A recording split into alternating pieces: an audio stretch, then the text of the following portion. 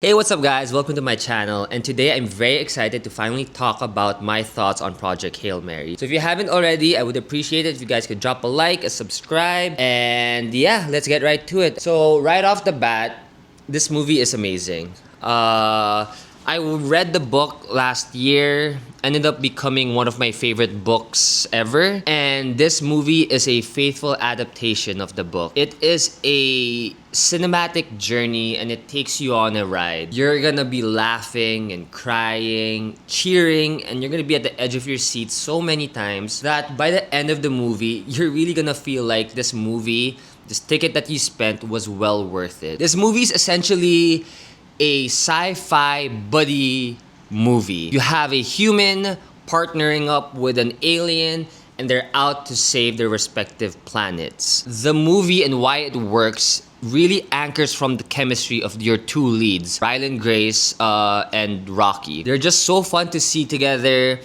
Their chemistry is like lightning. They're so funny.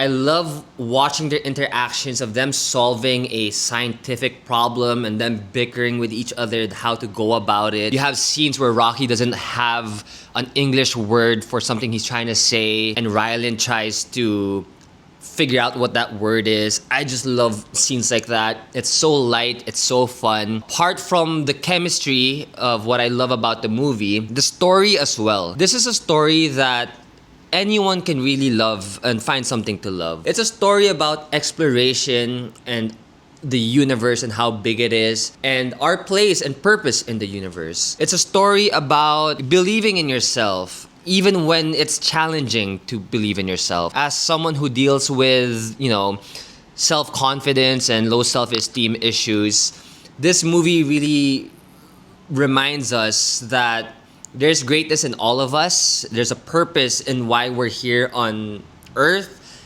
And it's just up to us to really see it for ourselves and acknowledge it. But more than that, what I love about this movie is that it's a reminder that despite the differences we may have with others, our capacity to work together and to do good is universal. Doesn't matter if you're human or alien. We're all capable of working together and doing things together and just doing greatness. And I think now more than ever, this is such an important message with all the stress that's happening in the world.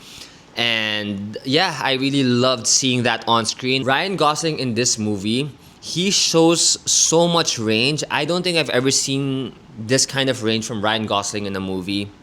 In ever, really. Movies like Nice Guy or Barbie, it's really more skewed towards comedy. And then with movies like, say, Drive, which is more on thriller, or Crazy Stupid Love, which is more on rom-com comedy, this movie balances everything. He's able to bring a serious scene and still present it with levity and lightness to it, which makes the movie very dynamic to watch. That's why I said it's such a roller coaster. There are times when you're laughing, but you're laughing in a scene that's really serious.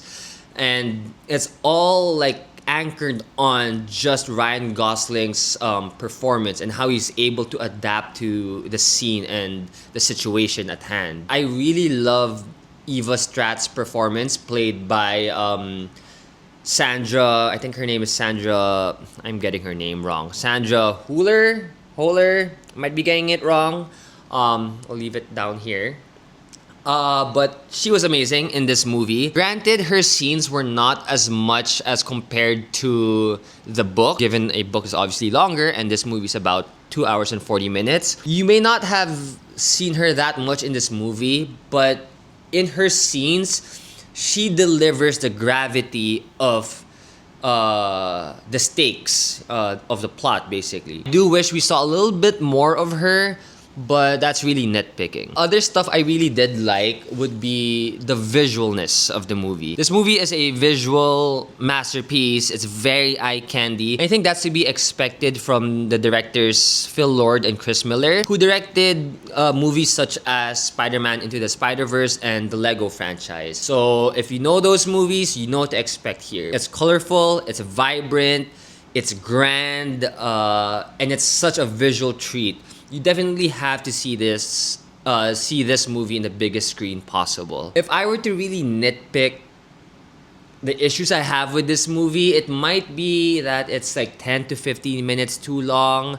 Mainly in the first 30 minutes, probably. But again, that's really nitpicking. Overall, this movie is amazing on all fronts. In everything it tries to achieve, it does it flawlessly. It does the drama perfectly. It does the comedy perfectly. The performances are great. Visual is amazing. The soundtrack is amazing. When there's a scene where Eva Strat plays a song by Harry Styles. Very, very great scene. It's not from the book, but I love seeing it in the movie. It really added the sense of camaraderie, and at the same time, there's like dread in it. It was just really done well. And if I'm not mistaken, that karaoke scene was added because of Ryan Gosling. So absolutely love that. Speaking of things that Ryan Gosling added, gotta talk about the wardrobe here. Ryan Gosling's wardrobe here is phenomenal. If you guys have seen the trailer or seen the movie by now, he wears a lot of sweaters here, and there's a particular sweater he wears where it has a fox design. Now, fun fact, the costume designer Glenn saw this sweater in a thrift store, and this is a brand actually from Canada called Mary Maxim, the brand of the sweater. So he saw the sweater, he bought the sweater, and he wanted it in the movie. And when he pitched the sweater to his costume designer, Dave said that a wolf might be too aggressive, so maybe we should change it. And so Glenn said, all right, never mind, let's not have it in the movie. But Ryan Gosling saw the sweater, loved it, wanted it in the movie, but then he wanted the wolf changed into foxes because I think Ryan Gosling was staying in London for a period. And while in London, I think there's a lot of foxes that goes around London. I don't know, but because of that, he wanted foxes in the sweater. And so they changed the wolf to a fox, and then that's now what we see in the movie. Great sweater. Absolutely love that sweater. Aside from that, my nitpick with the runtime being 10 to 15 minutes too long, not much else to say. This movie, like I said, fires on all cylinders. Would I recommend you watch this movie? Absolutely. Ryan Gosling said in a screening in the States, it is not our job to save cinema. It is their job to make movies worth watching. And they accomplished that with this movie. This movie is worth watching by everyone. Kids, adults, men, women, you will find something to love about this movie. So watch it with your loved ones, with your friends, in the biggest screen possible. So yeah, I hope you guys enjoyed my thoughts on the movie. I'm curious if you guys have read the book. If you guys have, did you guys think it was a faithful adaptation? With the changes that were made, as small as they may be, did you guys like it or did you guys not like it? Let me know. I'd love to hear your thoughts on that. Thanks for tuning in to today's couch review, and I will be off to play Arc Raiders with my friends now. And so I will catch you guys in the next one. Until then, salamat, goodbye.